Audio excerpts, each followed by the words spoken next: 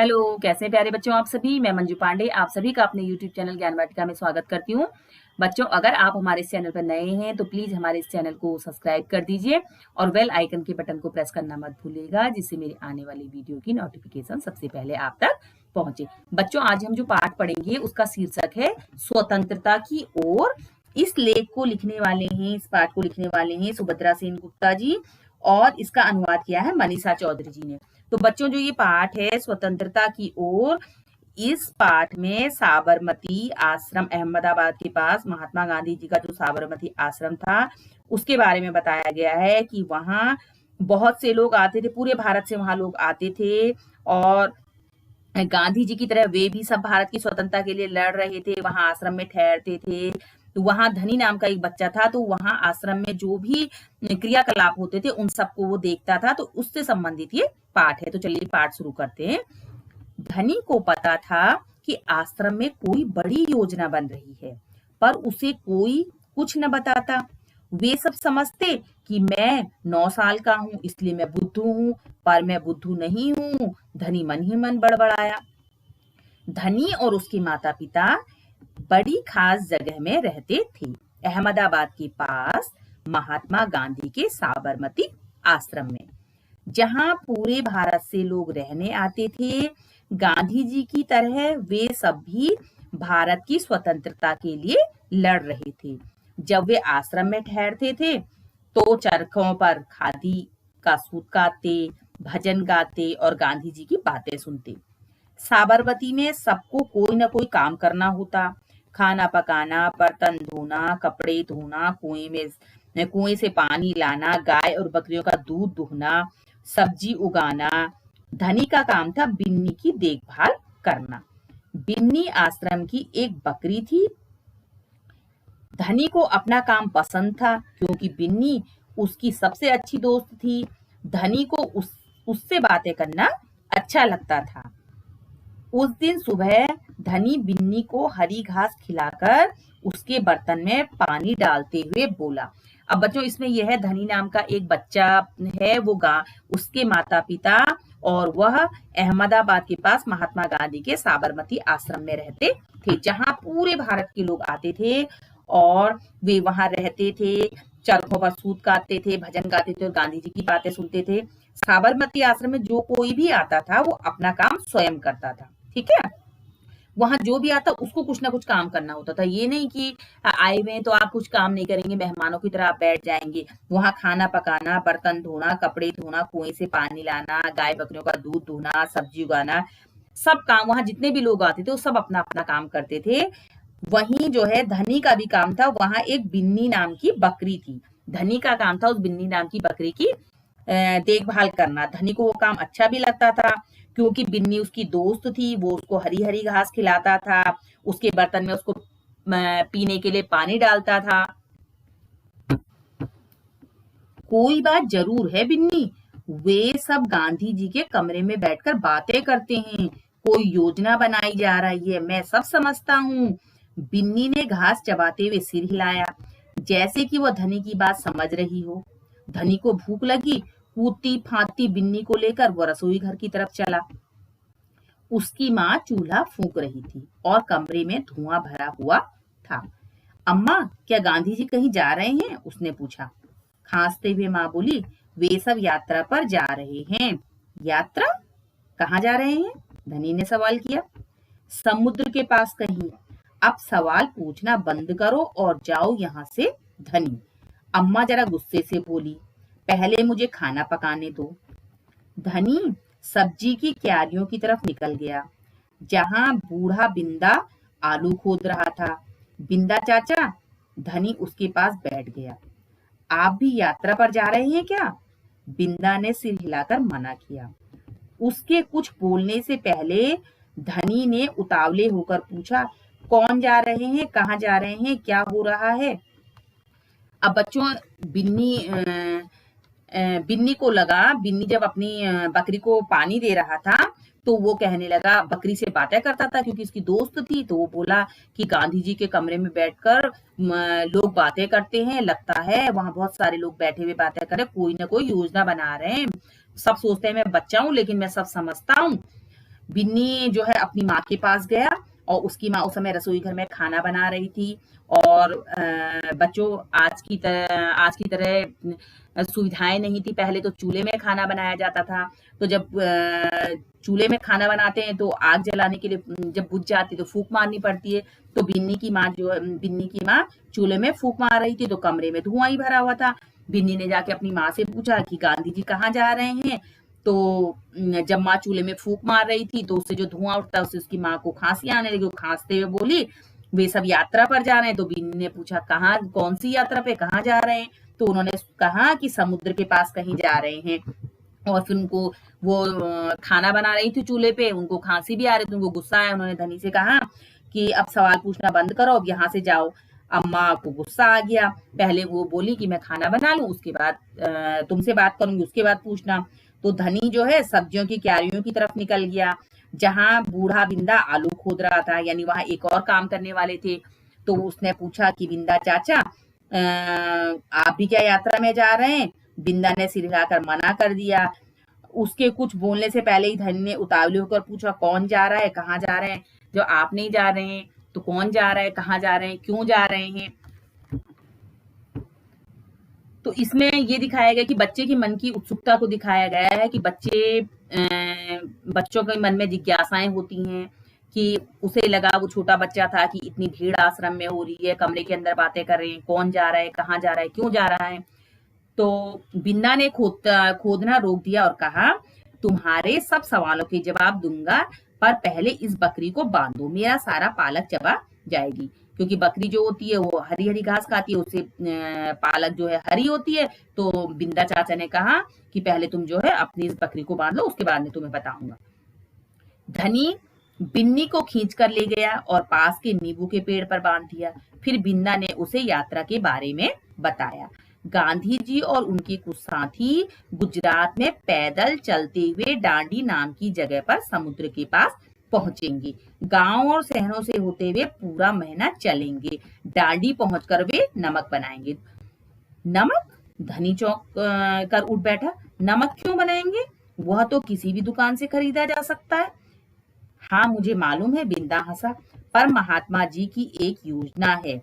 यह तो तुम्हें पता ही है कि वह किसी बात के विरोध में ही यात्रा करते हैं या जुलूस निकालते हैं, है ना? हाँ, बिल्कुल सही, मैं जानता हूँ। वे ब्रिटिश सरकार के खिलाफ सत्याग्रह के जुलूस निकालते हैं, जिससे कि उनके खिलाफ लड़ सकें और भारत स्वतंत्र हो जाए। पर नमक को लेकर विरोध क्यों कर रहे हैं? यह तो समझदारी वाली बात नहीं है। बिल्कुल धनी, क्या तुम्हें पता है कि हमें नमक पर कर देना पड़ता है?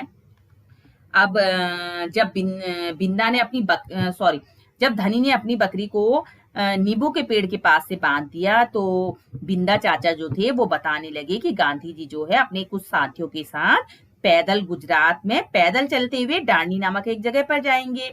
वहां समुद्र के पास पहुंचेंगे और वहां जाकर के वे नमक बनाएंगे। तो धनी बड़ा चौंका कि भाई नमक क्यों बनाएंगे। अब बच्चे के मन में जिज्ञासा कि नमक तो किसी भी दुकान से हम खरीद सकते हैं। तो वो बोले, बिंदा चाचा बोले कि महात्मा जी की एक योजना है। यह तो तुम्हें पता ही है कि जब वो किसी का विरोध करते हैं तो पैदल जुलूस निकालते हैं। तो वो बोला, धनी बच्चा तो था, ये आश्रम में रहता था, समझदार था, बोला मुझे हाँ बिल्कुल सही है, मैं जानता हूँ कि वे जो है ब्रिटिश सरकार के खिलाफ सत्याग्रह के जुलूस निकालते हैं, जिससे कि उनके खिलाफ लड़ सके और हमारा देश स्वतंत्र हो सके। पर नमक को लेकर वो विरोध क्यों कर रहे हैं? यह तो समझदारी वाली बात नहीं है। तो धनी को बिंदा चाचा ने बताया कि हमें नमक पर कर देना पड़ता है, कर यानी टैक्स देना पड़ता है। अच्छा, धनी हैरान रह गया। नमक की जरूरत सभी को है, इसका मतलब कि हर भारतवासी गरीब से गरीब भी यह कर देता है? बिंदा चाचा ने आगे समझाया। लेकिन यह तो सरासर अन्याय है। धनी की आंखों में गुस्सा था। हाँ, यह अन्याय है। इतना ही नहीं, भारतीय लोगों को नमक बनाने की मनाही है। महात्मा जी ने ब्रिटिश सरकार को कर हटाने को कहा, पर उन्होंने यह बात ठुकरा दी। इसलिए उन्होंने निश्चय किया कि वे डांडी चलकर जाएंगे और समुद्र के पानी से नमक बनाएंगे। 1 महीने तक पैदल चलेंगे। धनी सोच कर परेशान हो रहा था। गांधी जी तो थक जाएंगे, वे डांडी बस या ट्रेन से क्यों नहीं जा सकते। क्योंकि यदि वे इस लंबी यात्रा पर डांडी तक पैदल जाएंगे तो यह खबर फैलेगी। तो धनी ने जब सुना कि नमक पर टैक्स है तो धनी को बड़ा आश्चर्य हुआ, बोला अच्छा। तो उसने कहा कि नमक की जरूरत तो सभी को होती है, हर भारतवासी गरीब से गरीब भी यह कर देता है। बिंदा चाचा ने उसको समझाया, तो बिंदा चाचा ने तो धनी को बड़ा गुस्सा आया। वो कहने लगा ये सरासर अन्याय है। धनी की आंखों में एकदम से गुस्सा आ गया। तो बिंदा चाचा ने उससे कहा कि यह अन्याय है, इतना ही नहीं भारतीय लोगों को नमक बनाने की भी मनाही है, इसीलिए महात्मा गांधी पैदल दांडी तक जाएंगे, दांडी यात्रा करेंगे और वहां जाकर समुद्र के पानी से नमक बनाएंगे। बच्चों, समुद्र के पानी से नमक जो बनता है वो समुद्र के पानी से बनता है। समुद्र के पानी को जमा दिया जाता है और पानी जब उड़कर भाप बनकर उड़ जाता है तो नीचे जो है नमक नीचे नमक बैठ जाता है, यानी नीचे तले पर उसके नमक बैठ जाता है। उसकी क्यारियां, जैसे खेत होते हैं ना, ऐसी नमक की भी खेती की जाती है। समुद्र के किनारे क्यारियां बना करके उसमें पानी भर दिया जाता है और सूर्य की रोशनी से वो पानी जब सूख करके उड़ जाता है, भाप बन के उड़ जाता है, तो नमक नमक नीचे बैठ जाता है। फिर उसको वहां से लेके फिर वहां से उसको ले लिया जाता है, फिर उसकी सफाई करके उसको पीस करके तब जाकर के वो थैलियों में आता है। 1 महीने तक अब उसको धनी को बड़ा आश्चर्य हुआ। वो सोचने लगा कि गांधी जी 1 महीने तक पैदल चलेंगे तो वो तो परेशान हो जाएंगे, गांधी जी थक जाएंगी। तो वो बच्चा था, वो सोचने लगा कि गांधी जी जो दांडी तक की यात्रा कर रहे हैं वो बस या ट्रेन से भी तो कर सकते हो, पैदल क्यों जा रहे हैं। तो उन्होंने समझाया, बिंदा चाचा ने समझाया, क्योंकि यदि वो इस लंबी यात्रा पर दांडी तक पैदल जाएंगे तो ये खबर चारों तरफ फैल जाएगी, अखबारों में फोटो छपेगी, रेडियो पर रिपोर्ट जाएगी और पूरी दुनिया के लोग यह जान जाएंगे कि हम अपनी स्वतंत्रता के लिए लड़ रहे हैं और ब्रिटिश सरकार के लिए यह बड़ी शर्म की बात होगी। अब बिंदा चाचा ने बताया कि अगर गांधी जी पैदल जाएंगे तो इससे ये अखबारों में खबर छप जाएगी, रेडियो पर रिपोर्ट आएगी कि गांधी जी पैदल दांडी यात्रा कर रहे हैं, तो इससे पूरी दुनिया के लोग जान जाएंगे कि हम अपनी स्वतंत्रता के लिए कितने उत्सुक हैं, हम कितनी एकाग्रता से अपनी स्वतंत्रता के लिए संघर्ष कर रहे हैं और ब्रिटिश सरकार के लिए बड़ी ही शर्म की बात होगी। गांधी जी बड़े ही अक्लमंद हैं ना। धनी की आंखें चमकी। अब धनी सोचने लगा, देखो महात्मा गांधी कितने अक्लमंद हैं, है ना। बिंदा ने हंसकर कहा, हाँ वो तो है ही। दोपहर को जब आश्रम में थोड़ी शांति छाई, धनी अपने पिता को ढूंढने निकला। वह एक पेड़ के नीचे बैठकर चरखा काट रहे थे। पिताजी, क्या आप और अम्मा दांडी यात्रा पर जा रहे हैं? धनी ने सीधे काम की बात पूछी। मैं जा रहा हूं, तुम और अम्मा यहीं रहोगी। मैं भी आपके साथ चल रहा हूं। बेकार की बातें मत करो धनी, तुम इतना लंबा नहीं चल पाओगे, आश्रम के नौजवान ही जा रहे हैं। धनी ने हट पकड़ ली, मैं 9 साल का हूं और आपसे तेज दौड़ सकता हूं। अब जब दोपहर का समय हुआ, आश्रम में थोड़ा शांति हुई, तो धनी अपने पिता को ढूंढने निकला। उसने देखा कि उसके पिता एक पेड़ के नीचे चरखा काट रहे, तो उसने सीधे जाकर के पूछ लिया कि पिताजी, आप और अम्मा भी क्या दांडी यात्रा में जा रहे हैं? तो उसके पिताजी ने कहा कि नहीं, मैं ही जा रहा हूँ, तुम्हारी अम्मा और तुम आश्रम में ही रहोगे। तो धनी कहने लगे कि नहीं, मैं भी आपके साथ चलूंगा, मैं आपके साथ चल रहा हूँ। तो उसके पिताजी ने उसको डांटा कि बेकार की बातें मत करो, हम तो इतनी लंबी यात्रा करेंगे, तुम बच्चे हो, तुम इतनी लंबी यात्रा नहीं कर सकते। तो उसने सिर्फ इस यात्रा में आश्रम के जो नौजवान हैं वो ही जा रहे हैं। तो धनी ने हट पकड़ ली। वो कहने लगा अपने पिता से कि मैं 9 साल का हूँ, मैं आपसे तेज दौड़ सकता हूँ, इसलिए मैं भी आपके साथ दांडी यात्रा पर चलूंगा। धनी के पिता ने चरखा रोककर बड़ी धीरज से समझाया, सिर्फ वे लोग जाएंगे जिन्हें महात्मा जी ने खुद चुना है। ठीक है, मैं उन्हीं से बात करूंगा, वह जरूर हाँ कहेंगे। धनी खड़े होकर बोला और वहां से चल दिया। जब धनी के पिता ने धनी को समझाया कि उसमें दांडी यात्रा में वही लोग जाएंगे जिनको महात्मा गांधी चाहते हैं कि उनके साथ चले, उन्होंने खुद चुना है, तो धनी कहने लगा, अच्छा ठीक है, मैं उनसे खुद बात कर लूंगा, ठीक है, और वो मुझे मना करेंगे नहीं, वो जरूर मुझे हाँ कहेंगे। और धनी खड़ा होकर वहां से चला गया। गांधी जी बड़े व्यस्त थे, उन्हें अकेले पकड़ पाना आसान नहीं था, पर धनी को वह समय मालूम था जब उन्हें बात सुनने का समय होगा। रोज सुबह वह आश्रम में पैदल घूमते हैं। अगले दिन जैसे ही सूरज निकला, धनी बिस्तर छोड़कर गांधी जी को ढूंढने निकला। वे गौशाला में गायों को देख रहे थे। फिर वह सब्जी के बगीचे में मटर और बंद गोभी देखते हुए बिंदा से बात करने लगे। धनी और बिन्नी लगातार उनके पीछे पीछे चल रहे थे। अब धनी ने सोचा कि मैं वो वाला समय चुनूंगा जिस समय गांधी जी व्यस्त नहीं होते, यानी जिस समय वो अकेले होते हैं, उस समय मैं उनसे बात करूंगा। क्योंकि हम अगर किसी से भी कोई बात अपने मन की करना चाहें तो हम उसको देखते हैं कि वो समय व्यस्त तो नहीं है। तो उसने सोचा कि मैं ऐसा समय चुनता हूँ जिस समय गांधी जी अकेले हूँ। तो धनी को पता था कि सुबह के समय में गांधी जी टहलते हैं आश्रम में। तो सुबह सुबह जो है, अगले दिन जैसे ही सूरज निकला, धनी बिस्तर से जल्दी से उठा, उसने अपनी बकरी को पकड़ा और वो गांधी जी को देखने चल पड़ा। तो उसने देखा कि पहले गांधी जी गौशाला में गाय को देख रहे थे, फिर वो सब्जी के बगीचे में मटर और बंद गोभी देखते हुए बिंदा से बातें कर रहे थे। क्योंकि बगीचे की देखभाल कौन करते थे? बिंदा चाचा करते थे। तो धनी जो है उनके पीछे पीछे चल दिया। अंत में गांधी जी अपनी झोपड़ी की ओर चले। बरामदे में चरखी के पास बैठकर उन्होंने धनी को पुकारा, यहाँ आओ बेटा। धनी दौड़कर उनके पास पहुंचा। बिन्नी भी साथ में कूदती हुई आई। तुम्हारा क्या नाम है बेटा? धनी बापू। और यह तुम्हारी बकरी है? अब जब उसने देखा कि गांधी जी अंत में घूमते हुए, गायों को देखते हुए और बगीचे को देखते हुए, वहां टहलते हुए अंत में अपनी झोपड़ी के पास आए और बरामदे में रखे चरखी के पास बैठ करके उन्होंने, जैसे ही वो बैठे, उन्होंने देखा कि धनी अपनी बकरी के साथ उनके पास खड़ा था। तो उन्होंने पूछा कि तुम्हारा क्या नाम है बेटा? तो धनी ने कहा कि धनी बापू, यानी मेरा नाम बापू, मेरा नाम धनी है। तो और गांधी जी ने पूछा, यह तुम्हारी बकरी है? जी हाँ, यह मेरी दोस्त बिन्नी है, जिसका दूध आप रोज सुबह पीते हैं। धनी गर्व से मुस्कुराया, मैं इसकी देखभाल करता हूँ। बहुत अच्छा, गांधी जी ने हाथ हिलाकर कहा। अब यह बताओ धनी कि तुम और बिन्नी सुबह से मेरे पीछे क्यों घूम रहे हो? अब जब गांधी जी ने पूछा कि तुम्हारा नाम क्या है, धनी ने अपना नाम बताया। तो उन्होंने पूछा, ये कौन? ये तुम्हारी बकरी है? तो धनी ने कहा, हाँ, यह मेरी दोस्त बिन्नी है और जिसका आप दूध जो है रोज सुबह पीते हो। धनी को बड़ा गर्व हुआ कि मेरी जो बकरी धनी है, इसका दूध गांधी जी पीते हैं। और तो उसने कहा, मैं इसकी देखभाल करता हूँ। तो गांधी जी ने कहा, बहुत अच्छा है। गांधी जी ने हाथ हिलाकर कहा, अब ये बताओ कि तुम सुबह से जो है, गांधी जी ने देखा होगा कि ये बच्चा सुबह से बकरी को लिए मेरा पीछा कर रहा है। तो उन्होंने पूछा कि भाई तुम सुबह से मेरे पीछे क्यों घूम रहे हो? तो धनी ने कहा, मैं आपसे कुछ पूछना चाहता हूँ। धनी थोड़ा घबराया, क्या मैं आपके साथ डांडी चल सकता हूँ? हिम्मत करके उसने कह डाला।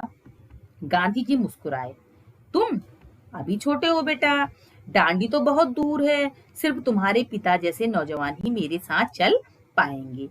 पर आप तो नौजवान नहीं है। धनी बोला, आप नहीं थक जाएंगे? मैं बहुत अच्छे से चलता हूँ, गांधी जी ने कहा। मैं भी बहुत अच्छे से चलता हूँ। धनी भी अड़ गया। अब गांधी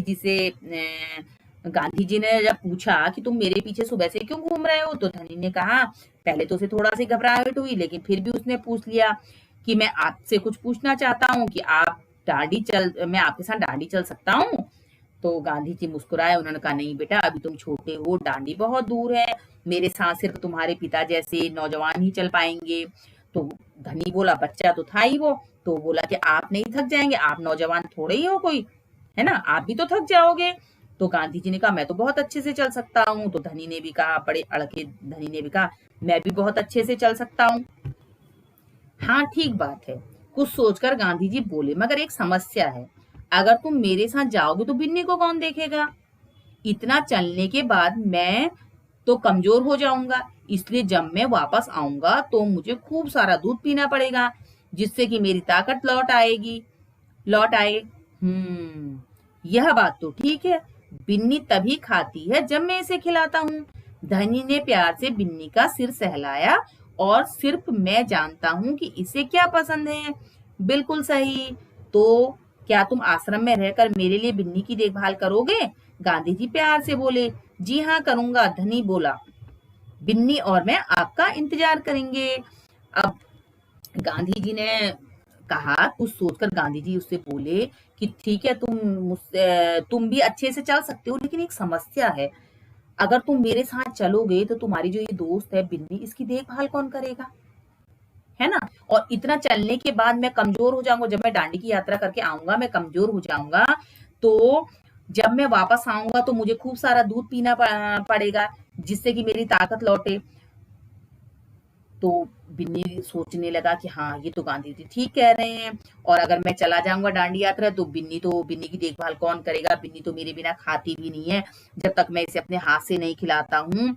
तो धनी ने प्यार से बिन्नी के सिर पर हाथ सहलाया और बोला, अच्छा ठीक है, आप सही कह रहे हैं, मैं और आप जो है बिल्कुल सही है। तो गांधी जी ने कहा कि तुम आश्रम में रह करके बिन्नी की देखभाल करना। गांधी जी ने उसे प्यार से समझाया। तो बिन्नी बोला, जी हाँ करूंगा, और धनी बोला कि जी हाँ करूंगा, और बिन्नी और मैं आपका इंतजार करेंगे। तो बच्चों, देखा किस तरीके से आपने जो ये लेख है, ये एक बहुत ही अच्छा लेख है। इसमें एक बच्चे की मन की जिज्ञासा को दिखाया गया है कि किस तरीके से बच्चों के मन में जिज्ञासा उठती है, लेकिन गांधी जी ने देखिए कितने प्यार से उसकी जिज्ञासाओं को शांत कर दिया। वो शांत भी हो गया और उसकी समझ में भी आ गया, उसे आश्रम में रुकने के लिए भी कह दिया और उसकी समझ में भी आ गया। तो इसमें बच्चों के मन को दिखाया गया है कि किस तरीके से बच्चों का जो बाल मन होता है उसमें अनेक जिज्ञासाएं उठती हैं, लेकिन उस जिज्ञासाओं को समझने के लिए, उनको मनाने के लिए उनकी बात को ढंग से सुनना पड़ता है, और उसके बाद जो है उनको समझाना पड़ता है, तो बच्चे समझ जाते हैं। तो अच्छी लगी आपको ये लेख अच्छा लगा ना? अगर आपको मेरी ये वीडियो पसंद आई हो तो मेरी इस वीडियो को लाइक और शेयर अवश्य कीजिएगा, और हमारे इस चैनल को सब्सक्राइब अवश्य कीजिएगा। तब तक के लिए गुड बाय।